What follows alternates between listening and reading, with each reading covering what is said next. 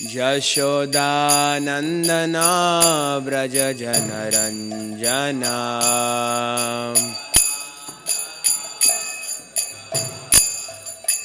Yashodanandana Vraja Janaranjana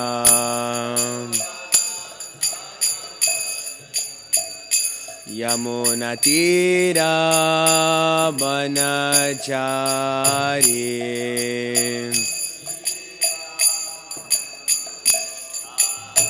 Yamunatira Vanachari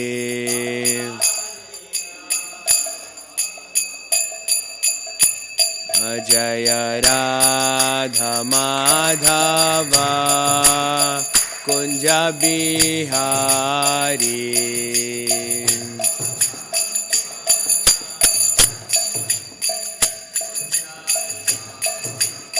Jaya Radha Madhava Kunja Bihari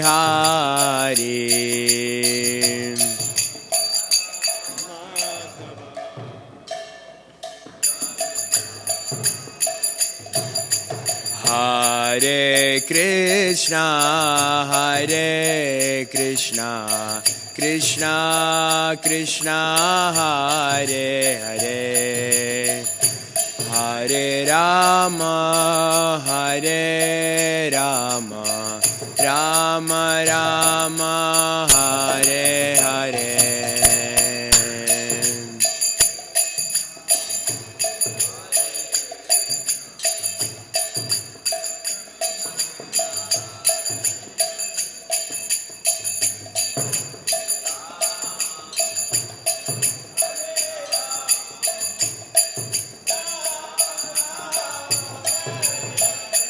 Hare Krishna, Krishna Krishna, Hare Hare, Hare Rama, Rama Rama, Hare Hare.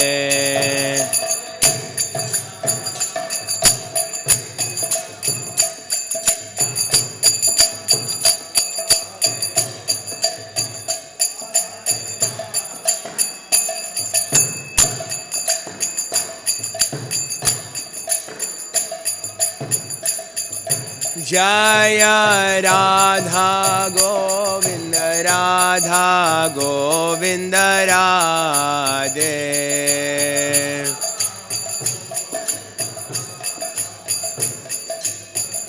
Jaya Jaya Prabhupada Jaya Prabhupada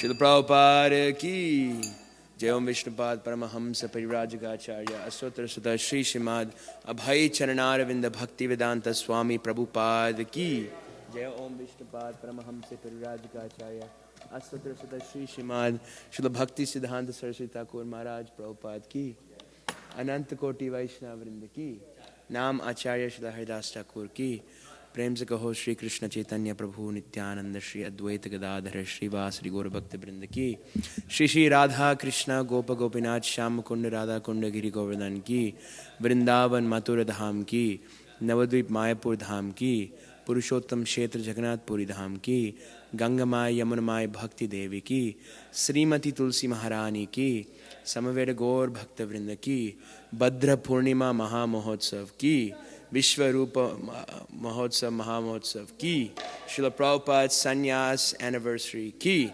Hadai Gaur Premanande. All glories to the assembled devotees. All glories to the assembled devotees.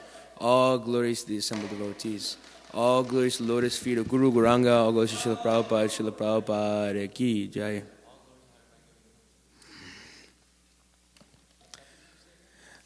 So first we're going to read from the Bhagavatam, 3:15-12. Om Namo Bhagavate Vasudevaya. Om Namo Bhagavate Vasudevaya. Om Namo Bhagavate Vasudevaya. Narayanam Namaskrityam Naram Chaiva Narotamam Devim Saraswatim Vyasam Tato Jayam Mudhirayet Nashta Prayesva Bhadresu Nityam Bhagavata Sevaya Bhagavati Uttama Shloke Bhaktir Bhavati Naishtaki. So we are reading from Canto 3, entitled The Status Quo, Chapter 15, Description of the Kingdom of Godhead, Text 12. Brahmovacha Manasa me sutayusmat Manasa me sutayusmat Purvaja sanakadhaya Cherur vihaya salokal Lokeshu vikatas priha Manasa me sutayasmat Purvaja sanakadhaya Cherur vihaya salokal Lokeshu vikatas priha Manasa me sutayasmat Purvaja sanakadhaya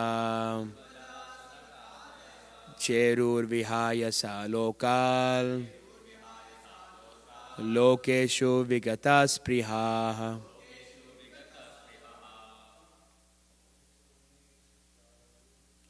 Manasa me sutayusmat Purvaja sanakadaya Cherur vihaya salokal Lokeshu vigatas priha. Manasa me sudayusmat Purvaja sanakadaya Cherur vihaya salokal Lokeshu vigatas priha. Manasa me sutayusmat Purvaja sanakadaya Cherur vihaya salokal Lokeshu vigatas priyaha. Manasa me sutayusmat Purvaja sanakadhaya Cherur vihaya salokal Keshu. Brahma uvacha. Lord Brahma said, Manasaha, born from the mind, me, my, sutaha, sons, yusmat, then you, purvaja, born previously, Sanaka adhaya, headed by Sanaka, Cheru, traveled, Vihayasa, by traveling in outer space or flying in the sky. Lokan, to the material and spiritual worlds. Lokeshu, among the people. Vigataspriha, without any desire. Translation and purport by His Divine Grace A.C. Bhaktivedanta Swami Prabhupada, Srila Prabhupada Ki Jai. Lord Brahma said, my four sons, Sanaka, Sanatana, Sanandana, and Sanat Kumar, who were born from my mind are your predecessors. Sometimes they travel throughout the material and spiritual skies without any definite desire. Please repeat after me. Lord Brahma said, my four sons, Sanaka, Sanatana, Sanandana, and Sanat Kumar, who were born from my mind, are your predecessors. Sometimes they travel throughout the material and spiritual skies without any definite desire. Purport. When we speak of desire, we refer to desire for material sense gratification. Saintly persons like Sanaka, Sanatana, Sanandana, and Sanat Kumar have no material desire, but sometimes they travel all over the universe out of their own accord to preach devotional service.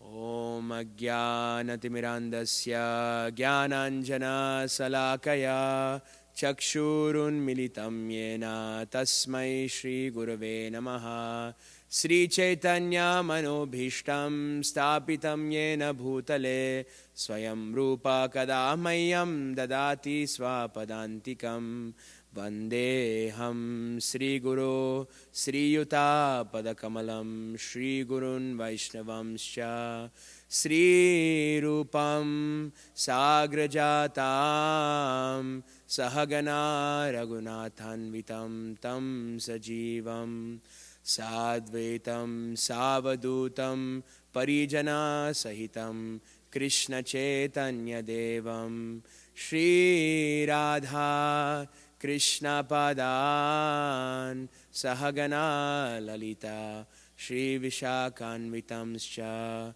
He Krishna Karuna Sindho Deenabandho Jagatpate Gopesha Gopika Kantha Radha Kantha Namostute Tapta Kanchana Gaurangi Radhe Vrindavaneshwari Vrishabhanu Sute Devi Pranamami Hari Priye Vancha kalpatarubhyascha kripa sindhubhya evacha patitanam pavanebhyo Vaishnavebhyo namo namaha Nama Om Vishnupadaya Krishna Presthaya Bhutale Srimate Bhakti Vedanta Swami Niti Namine Namaste Saraswate Deve Gauravani Pracharine Nirvishesha Shunyavadi Paschatya Deshatarine Jaya Shri Krishna Chaitanya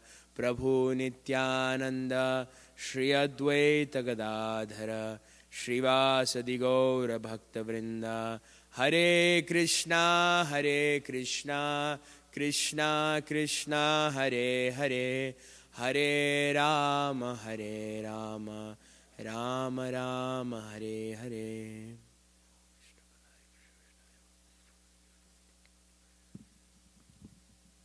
Hare Krishna. So this is a very nice verse for a very nice day. 3 conjuncting festivals in what seems to be a week full of festivals. We celebrated Srila Bhaktivinoda Thakur's Avirbhav Titi. We celebrated Srila Haridas Thakur's disappearance yesterday. And now we're celebrating Srila Prabhupada's Sannyas anniversary, Bhadra Purnima, which if you give a Bhagavatam on this day, it's written in the Bhagavatam itself that you reach the perfected destination. And also Sri Vishwarup Mahotsava. And yesterday was also Ananta Chaturdasi Vrat. So, and Radhashtami, that's a long time back, and it seems like, so it's very nice that festivals are a good way to remind us of Krishna and to ask, and they're good checkpoints to see how much we're progressing in bhakti. And like every Ekadasi, we can see from one Ekadasi to the next Ekadasi, how much progress did I make in these 15 days. So This Bhagavatam is actually, since it is Bhadra Purnima, we get this question a lot in our minds, and many people ask us too, how much should we hear every day, this Bhagavatam? Should we just hear one Bhagavatam class? I mean, many people may take this Bhagavatam for granted because it kind of looks like a book, it feels like a book. It may not read like a regular Harry Potter novel or anything, but we must understand that their previous acharyas did not consider this just to be a regular book, because even in the Bhagavatam itself, it doesn't recommend to read the Bhagavatam. It is recommending to drink the Bhagavatam. So Narada Muni is answering this question: how much should we hear this per day? And he's saying this verse in the Padma Purana. Sada sevya Srimad Bhagavati Katha yasya shravana matrena haris chittam samashrayat. So what is Narada Muni's instruction? He's saying Sada sevya. What? Don't stop. Sada means forever. Always serve this Bhagavatam. By doing Srimad Bhagavati Katha. That's what you should do. You should always serve this Bhagavatam. And what will happen, how do you serve this Bhagavatam? Yasya Shravana Matrena. You just by hearing. And what happens? What is the result? What is the falashruti of you hearing this Bhagavatam every day without stoppage? Hari Chittam Shamashrayat. Hari, who we're supposed to take shelter of, will take shelter in our hearts. This is the amazing quality of just hearing this amazing literature of the Bhagavatam. So we have access to the book which can implant Krishna into our hearts. When Srila Prabhupada was about to leave for the West in the 60s, he went to this place called Shantipur. Has anybody been to Shantipur? Yes, Matanga. And Nukunja Bihari Prabhu. Shantipur is a very holy place. It is the place of Srila Advaita Acharya. Advaita Acharya is one of the members of the Pancha Tattva. And Srila Prabhupada went to Shantipur to seek blessings for his trip. And the pujari of the Shantipur temple was talking to Srila Prabhupada. And then he said, Srila Prabhupada, I've heard from reliable sources, you're going to the West. You're going to America. And Srila Prabhupada said, no, I'm not going to America. I'm not going to America. And then, but he's like, everybody's talking about Bhaktivedanta Swami is going to the West. He said, I'm not going to America. Srimad Bhagavatam is going to America, and I am traveling as its personal servant. This was the mood of Srila Prabhupada. This was described to the pujaris, to the residents of Mayapur when they visited many years later. So, in this verse of the Bhagavatam, we're discussing the kingdom of God. This automatically, by the title of this chapter, we are diving into territories that many religions, external religions, have no concept of. Like they can't even fathom that God has a form, but we are even getting a description of how the kingdom of God looks like. This is. I was here. One sannyasi came to Columbus one time and he used to ask his pastor, how does God look like? How does God? What does God do all day? And the pastor, every time he would ask this question, he would just laugh. He would just laugh. He said, "Oh, we don't know. Nobody knows."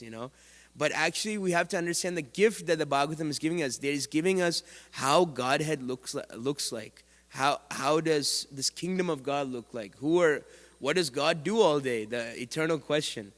So who can give such a high understanding? Only the Bhagavatam can. So in this verse, the four Kumaras are moving throughout the universe without any desire. So it's described that pure devotees move throughout this world without any desires, but they have to move very carefully. Mahavishnu Maharaj, last time he came to New York City, he imparted this very nice instruction to all of us. I think many of us after Harinam, he told us in the showroom actually. He said to survive in Times Square, you need to wear the glasses of Sankirtan. You need to have those eyes, because if you're there for even a little bit of enjoyment, material enjoyment, Maya will just rip apart everything. He said that. So how are the four Kumaras moving, and how do pure devotees move throughout this world without being contaminated? There's a verse that is found in the Brahma Samhita. Premanjana churita bhakti vilochaneta vilochanena santa sadeva hridayeshu vilokayanti yam shama sundaram achintya guna swarupam govindam adi purusham tamaham bhajami. So this is how premanjana churita bhakti vilochanena, that your eyes need to be tainted with the ointment of love of Godhead, of bhakti. This is how you can travel safely throughout the world. But also it is impossible to be completely desireless. So spiritual desires are different from material desires. And even the desire, it's impossible to be desireless, because even the desire to be desireless is a desire. So it's like a entendre. It's an impossible cycle. So it is possible to transform our consciousness by having a higher taste, as Bhagavad Gita says, chapter 2, text 59, Vishaya vinivartante niraharasya dehina rasa varjam rasopyasya param drishtva nivartate. The embodied soul may be restricted from sense enjoyment. You may restrict, and do so many fasting and doing things for a month. But the taste for sense enjoyment remains. But seizing such engagements by experiencing a higher taste, he is fixed in consciousness. Now that's such a rare thing nowadays, this concept of fixed in consciousness. The mind is not really fixed anywhere nowadays. The attention span is always 7 seconds, 10 seconds, scrolling from one reel to TikTok to Vine to whatever the material world can throw at us. So fixed consciousness comes from higher taste. This is the mood of the renounced order. The renounced order is not just renouncing for renunciation's sake. This is not the mood for the renounced order. But renunciation is truly renunciation when you're accepting something higher. That is the point of renunciation. And today, the second festival we have today was Vishwarup Mahotsav. And Vishwarup actually got this higher taste from who? Who did he get this higher taste from? Anybody know? He got this from Advaita Acharya. Vishwarup was actually Lord Chaitanya's own brother. The first son, I believe the first son of Jagannath Mishra and Sachi Mata. And what Vishwarup would do, he was so God conscious even when he was a child, that as soon as he came of age, every day he would go and bathe in the Ganga, and he would take a snan. And after that, he would just rush to Advaita Acharya's house. And what they would do, they would discuss Bhagavatam. They would discuss Krishna and all different aspects of Krishna. And so his parents got a little worried, as parents do when you're associating with devotees, because something might happen, But so this young boy was associating with Advaita Acharya. So they said, how do we bind Vishwarup? How are we going to bind? Okay, let's get him married. So let's get Vishwarup married. And as soon as he started hearing that he's going to get married, Vishwarup immediately took sannyas and ran away from home, and he left.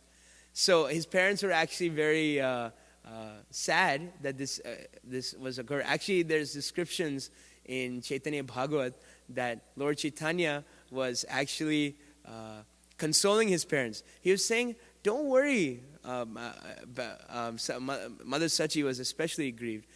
Said, "Don't worry. Actually, by him taking sannyas, you are guaranteed to go back home, back to Godhead. So there's actually no loss." And Vishwarup, actually, his sannyas name was Shankar Aranya Swami.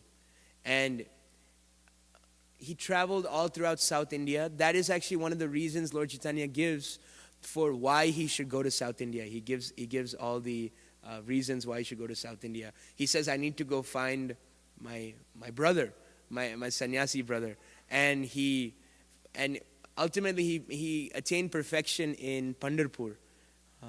Pandharpur is in Maharashtra, and it's in the west of India.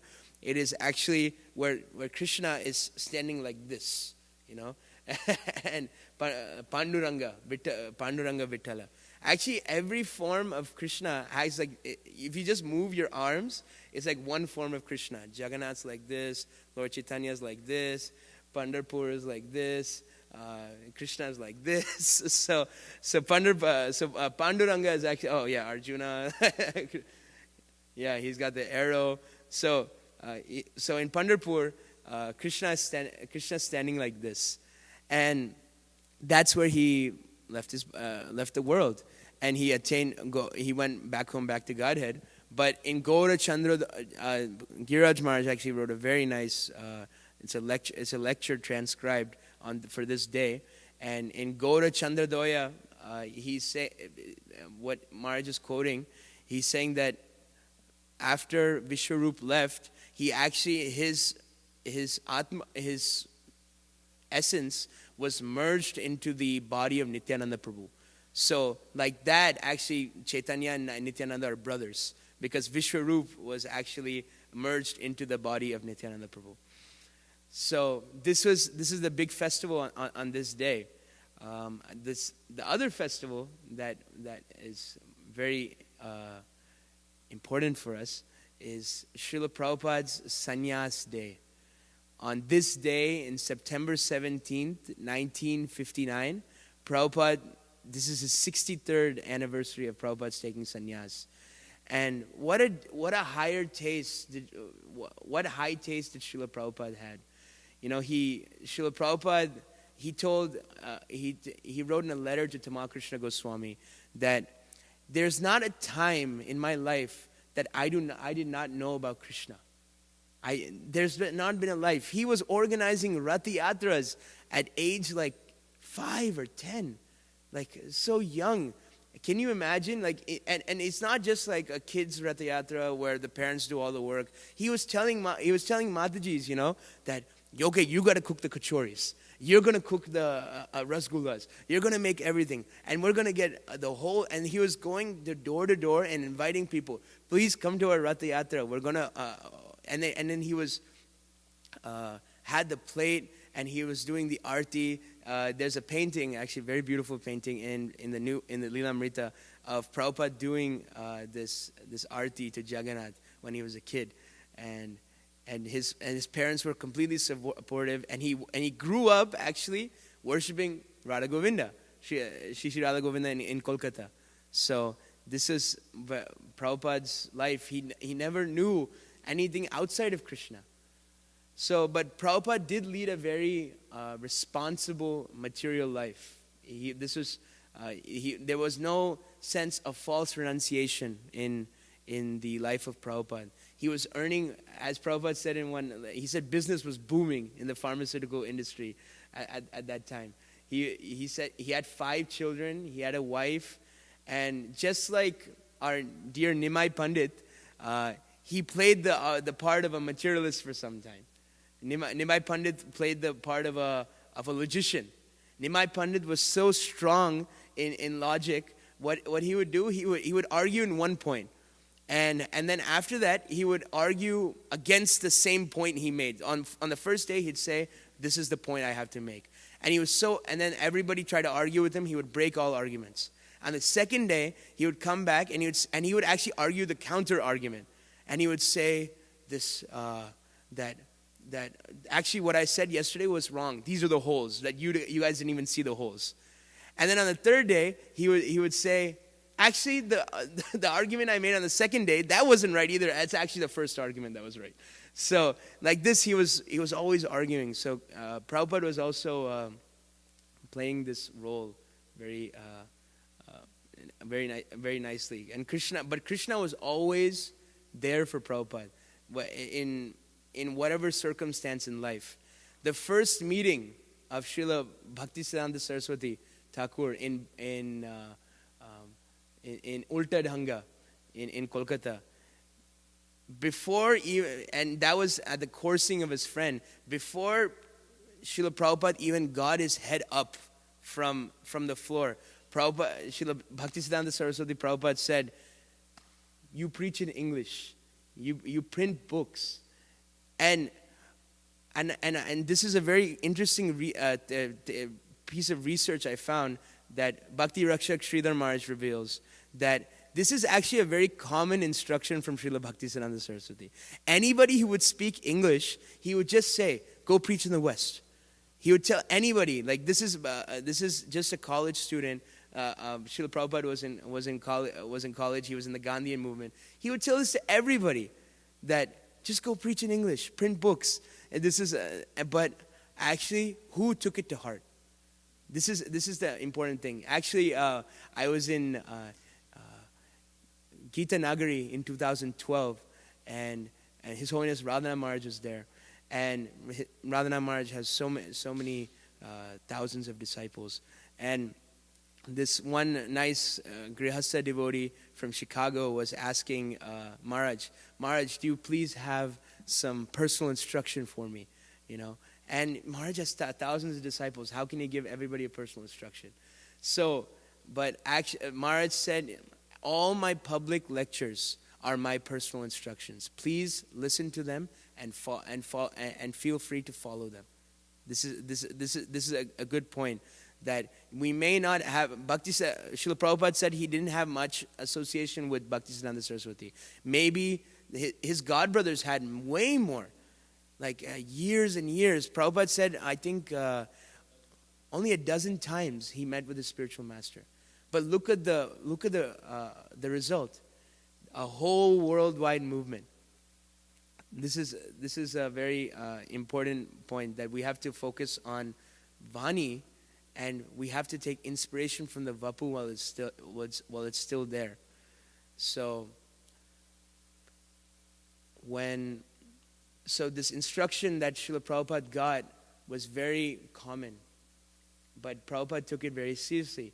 But when family life got very difficult, Prabhupada decided he was so detached, he just said, fine. And he got initiated by Srila Siddhanta Saraswati. He would invite sannyasis and brahmacharis from the Gaudiya Math to come and stay at his house in Prayag and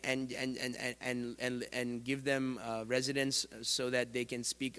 They have the Harikatha at his house, but when time comes, and his family life got intolerable.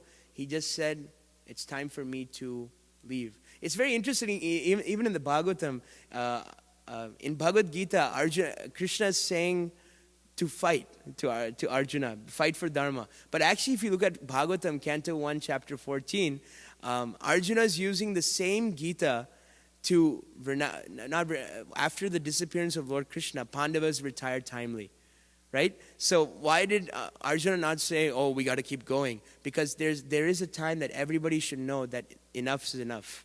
There's a time to retire the pastimes, and the Pandavas did the same thing, and Srila Prabhupada did the same action.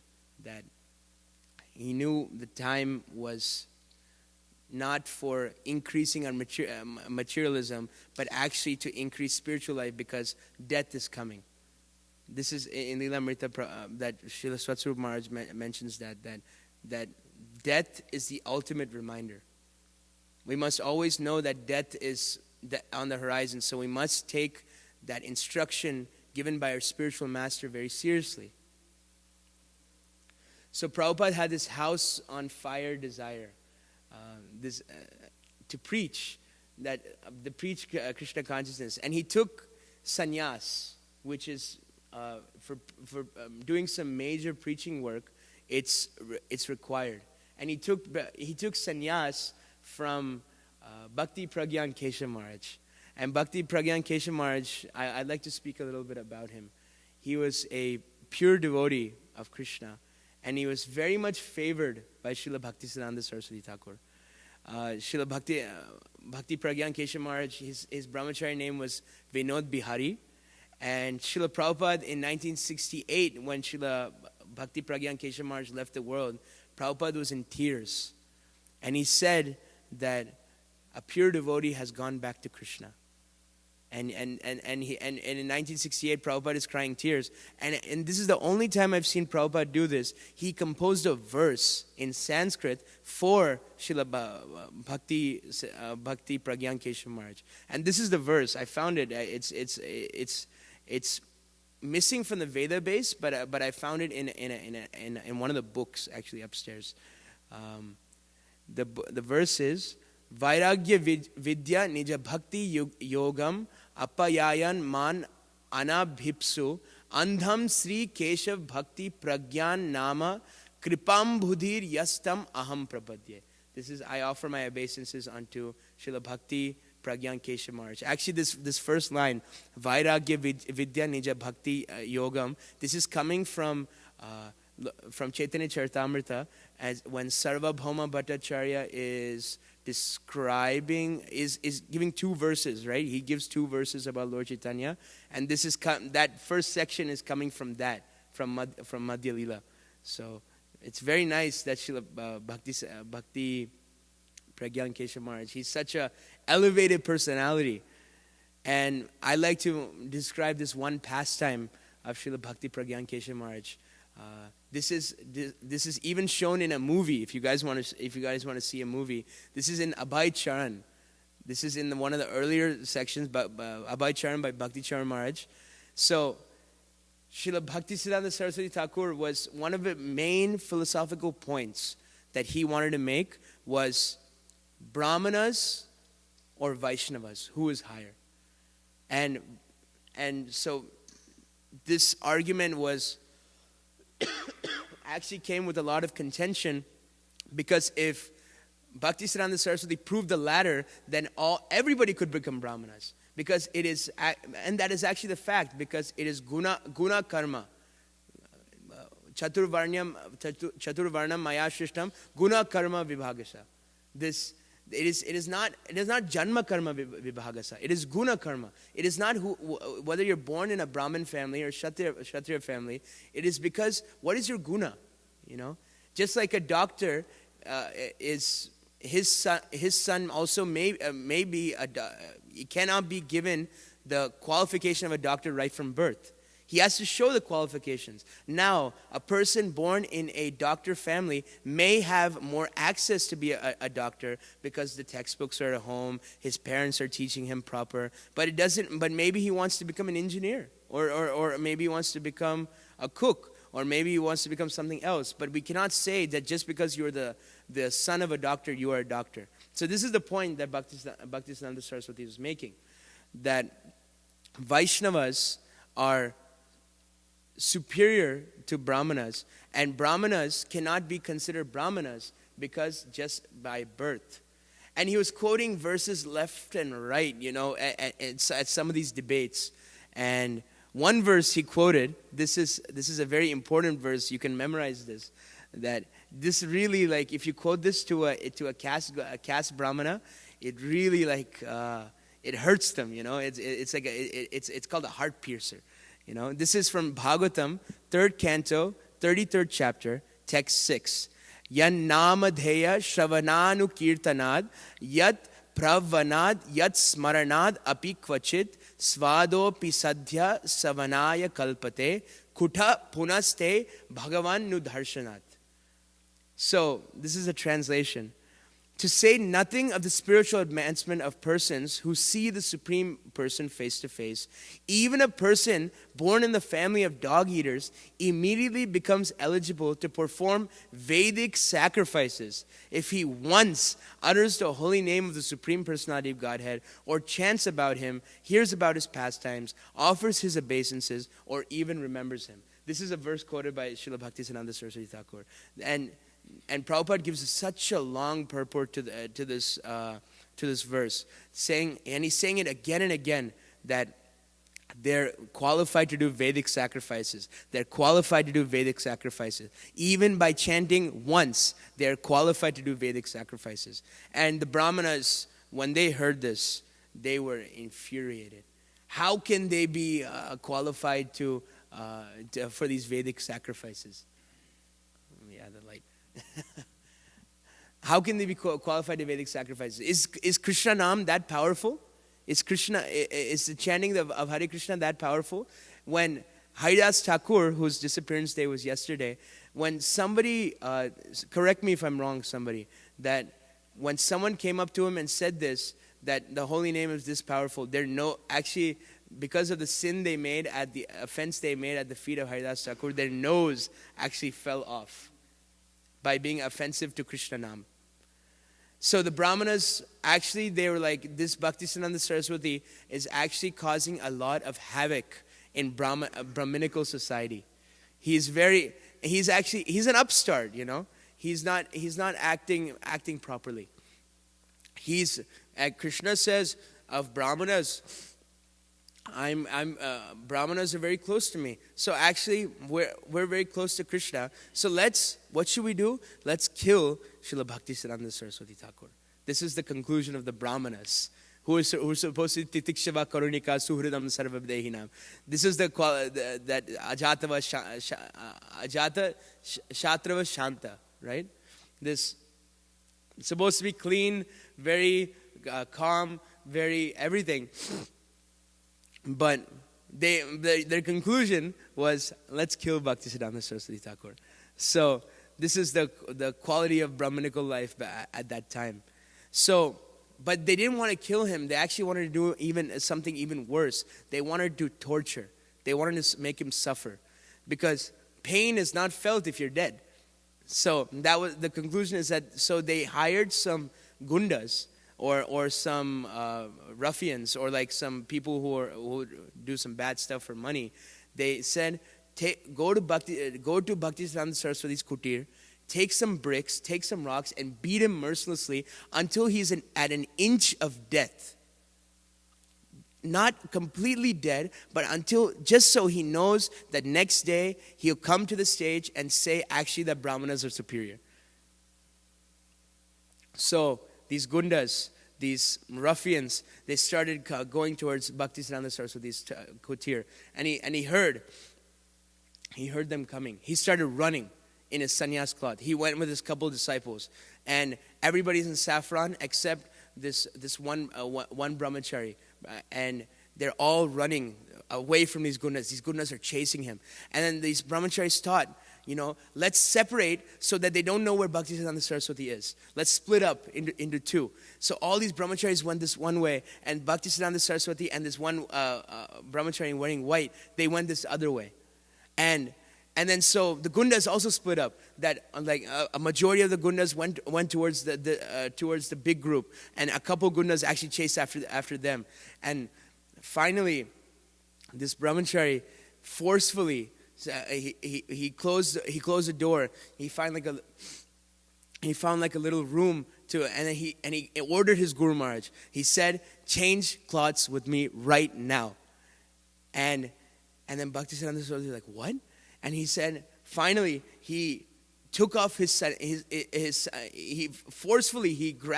Bhaktisiddhanta Saraswati's top piece. He grabbed his dhoti, and he gave his Guru Maharaj his white dhoti and his white chadar. And then so Bhaktisiddhanta Saraswati, because it was in a crowded place, walked away unscathed. But this brahmachari was mercilessly beaten, bloodied. And finally, this brahmachari came in sannyas cloth. In sannyas cloth, he was beaten, and he came up to Bhaktisiddhanta Saraswati, and with tears in his eyes, and he's crying. He said, "I spoke roughly to you. I spoke harsh words to you. I do not know. I wish I would have died with that beating, but I'm still here. Please instruct me, dear Guru Maharaj." And Srila Bhaktisiddhanta Saraswati said, you have made the ultimate sacrifice, protecting your Guru Maharaj, protecting the Sankirtan movement. Actually, you are taking sannyas cloth. I will give you sannyas on this day, right there and then. And that is Bhakti Pragyan Keshav Maharaj. This is the amazing quality of Srila Bhakti Pragyan Keshav Maharaj. And so much so that he was so dear to the heart of of Srila Bhaktisiddhanta Saraswati. Every night when our divine Guru Maharaj Bhaktisiddhanta Saraswati was about to leave the planet and go back into Krishna's realm, he was the only one permitted to sleep inside the room on the floor as a 24-hour attendant of Srila Bhaktisiddhanta Saraswati. And this Srila Bhakti Pragyan Keshav Maharaj gave sannyas to our Srila Prabhupada. And this is the Guru Varga. This is how the disciplic succession comes. He's called Acharya Keshari. This is one of his names. So it's 8:45. I'd like to, better than me, narrate this pastime of of our Srila Prabhupada's sannyas. I would like to read from the Srila Prabhupada Lilamrita. And this is a very good section on Srila Prabhupada's sannyas lila. I would like to start with chapter 9 of Resident of Vrindavan, and we'll just go through this. We're starting with the paragraph, one night Abhay. You can do Control F, one night Abhay.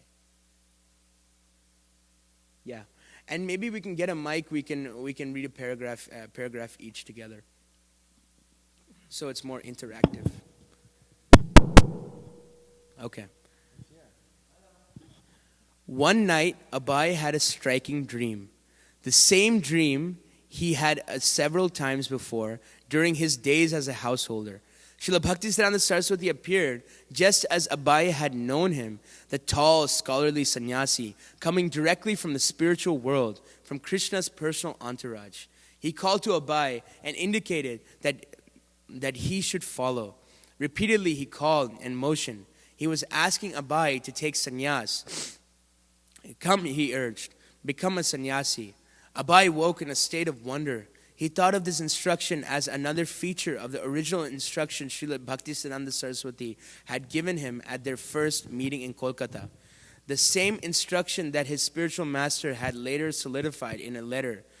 Become an English preacher and spread Krishna consciousness throughout the Western world. Sannyas was for that end. Otherwise, why would his spiritual master have asked him to accept it? Abhay reasoned that his spiritual master was saying, now take sannyas and you will actually be able to accomplish this mission. Formerly, the time was not right. Abhay deliberated cautiously.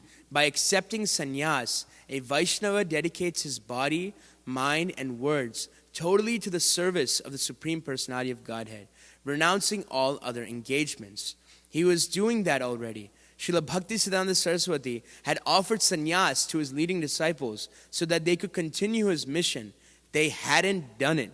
Preaching in the West had proved perilous even for the Gaudiya Math's most recognized sannyasis. How could he, a mere householder, presume he could succeed when the others had failed? He was hesitant. The helpless, incapable feeling he had expressed in his Viraha Ashtaka was there. But now his spiritual master was beckoning him over all other considerations, even over natural humility. Now, although he was elderly and alone, the desire to preach just as his spiritual master had preached remained with him. A fierce though sometimes quietly expressed determination. Would you like to read, anybody?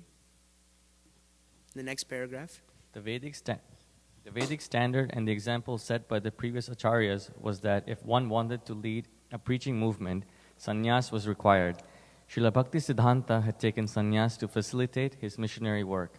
Lord Chaitanya had taken sannyas to further the Sankirtan movement. Of course, Lord Chaitanya was the Supreme Personality of Godhead, but when his young students had been disrespectful towards him, treating him as an ordinary man, he had taken sannyas. Because the sannyasi is automatically respected, Lord Chaitanya's acceptance of sannyas was a calculated tactic. As soon as he began traveling throughout India as a sannyasi, he immediately attracted thousands of followers to the Sankirtan movement.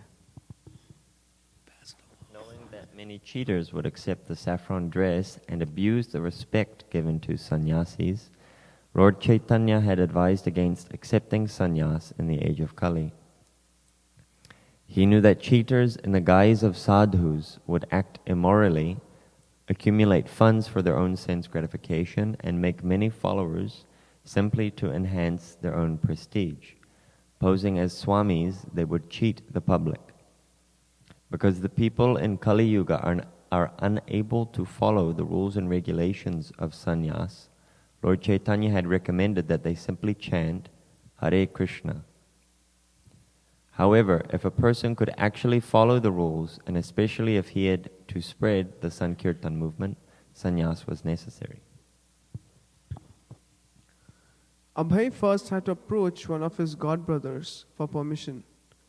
He decided to turn to Bhaktivilas Tirth Maharaj, formerly Kunj Bihari, the leader of the Chaitanya Math in Calcutta. Abhay still thought of the Chaitanya Math as the headquarters of his spiritual master's mission. During the heated legal disputes, the Chaitanya Math had been the most prized acquisition, and since 1948, it had been under legal ownership of Bhaktivilas Tirth Maharaj. Now, although each sannyasi had his own place or places, the Chaitanya Math and Bhaktivilas Tirth Maharaj legally represented the Gaudiya Math entity. Abhay felt that if he were to take sannyas and go preach in America, he should give the Chaitanya Math the first opportunity to support his work. In April 1959, Abhay wrote to Tirth Maharaj inquiring about sannyas, and Chaitanya Math's printing some of his manuscripts. And since no one was going abroad, he volunteered to do so on behalf of the Chaitanya Math. Bhaktivilasa Tirtha Maharaj replied that Abhay should first join the Chaitanya Math. He mentioned the strife that still lingered. Those who are acting against Chaitanya Math, they are motivated by their individual ambitions. Anyone who was against the Chaitanya Math, he said, was acting illogically and against the instructions of Bhakti Siddhanta Saraswati. According to Tirtha Maharaja, the thing for Abhay to do, the thing he had neglected to do for so many years, was to join the Chaitanya Math and not under his direction. Tirtha Maharaj mentioned several members of the Chaitanya Math has recently accepted the sannyasa order, and he said that Abhay could also become one in time. He invited Abhay to come reside at the Chaitanya Math. The house that we have, there are rooms that are airy and well lit. We will treat you exclusively. There won't be any difficulty. We will take care of all that. We will take care that no inconveniences are caused. But as for printing books, we are eagerly awaiting to print the books like Satsandarbha, Vedanta, based on devotional service, and many other rare books by the Goswamis. First, we will print them. Books written by you will be checked by the editorial staff, and if the funds can be raised, then they can be printed according to priority. The books will be printed only if they are favorable for the service of the Chaitanya Math. Therefore, if the fund is raised, then there is a plan to go abroad as well. Abhay was not encouraged. The main difficulty he felt was the Chaitanya Maha's shortage of funds. Srila Prabhupada, I was working with my broken typewriter. I went to our Tirtha Maharaj. You give me a room and print my books. Give me some money. I will join you. I had thought, this is Guru Maharaj's institution. He did not say no, but the printing of books was a difficult task for him. He had no money. He was hardly collecting for maintaining. Printing of books is a big job, and there's no guarantee of sale. Without printing books and going to the West, sannyas did not have meaning for Abhay. And who knew when Tirtha Maharaj would sanction his taking sannyas? There was no point in going to Calcutta just to reside in an airy, well-lit room. That he had already in Vrindavan. Abhay wrote back to Tirtha Maharaj, mentioning his direct order from Srila Bhaktisiddhanta Saraswati to preach to the English-speaking people. He wanted to go to the West right away, and he had thought that Chaitanya Math would welcome his offer. Both Abai and Tirtha Maharaj had their responsibilities, but perhaps they could work together to carry out the desire of their spiritual master. Abai asked Tirtha Maharaj to reconsider. On May 7th, 1959, Bhakti Vilasa Tirtha Maharaj wrote back,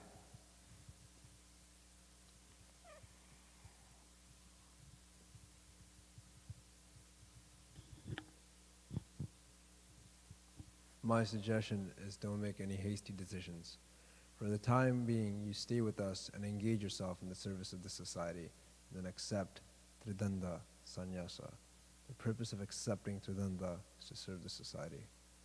If that is your desire, then Sri Chaitanya Mat will decide about your going to America to preach and make all the arrangements. It can never be the principle of the society to let one act according to his individual attempt or desire. The society will decide, after consulting with the heads, what is to be done by whom. This is what I want to say. First of all, it is necessary to identify oneself within the society. In order to preach in America or in other foreign countries, it is important to have a dignified organization in the background, and secondly, it is necessary to establish oneself in India before going to preach in the foreign countries. Now it is that there are no conferences or meetings in the West as before. Communication is done through the media of television. Abai could understand the needs and priorities of the Chaitanya Math, but he could not allow them to overrule what he considered the highest mandate, preaching as Srila Bhaktisiddhanta Saraswati had ordered. Abai had offered his services to the leaders of the Chaitanya Math, thinking they might also see things his way. He thought that with the world's crying need for Krishna consciousness staring them in the face, they might see that this Abai Babu was convinced and enthusiastic, and so should be sent right away with whatever he required, but they had their priorities.